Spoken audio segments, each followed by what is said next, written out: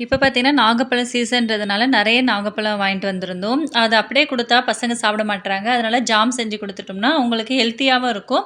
பிரெட்டோட வச்சு சாப்பிடுவாங்கன்றதுனால, இன்னைக்கு நான் ஜாம் தான் செஞ்சிருக்கேன். எப்படி செய்யலான்றத பார்க்கலாம்.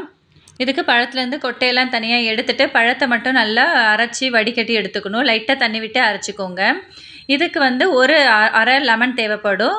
நாட்டு சர்க்கரை பார்த்தீங்கன்னா, நான் ஒரு 50 கிராம் எடுத்திருப்பேன். இதில முழுசா நான் 50 கிராம் அப்படியே போடல.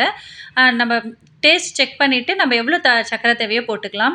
உங்களுக்கு நாட்டு சர்க்கரை வேண்டாம் அப்படின்னா, நீங்க வந்து ஒயிட் சுகரும் போட்டுக்கலாம். கருப்பட்டி இல்ல வெல்லம் எது வேணா வச்சு நீங்க யூஸ் பண்ணிக்கலாம். அடுத்து ஒரு பாத்திரத்தில நம்ம வடிகட்டி வச்சிருக்க ஜூஸ போட்டுட்டு நல்லா கொதிக்க விடணும். லைட்டா திக்கா வரும்போது நம்ம நாட்டு சர்க்கரை, நம்மளோட டேஸ்ட்டுக்கு சர்க்கரை உங்களுக்கு எவ்வளோ தேவையோ, நான் 50 கிராம் ஃபுல்லா போடல. ஒரு 25 கிராம் அவ்வளோதான் போட்டிருப்பேன். அதுவே எனக்கு டேஸ்ட் வந்து கரெக்ட்டா இருந்தது.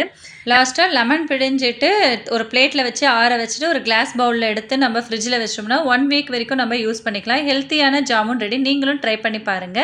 Thank you friends. பாய்.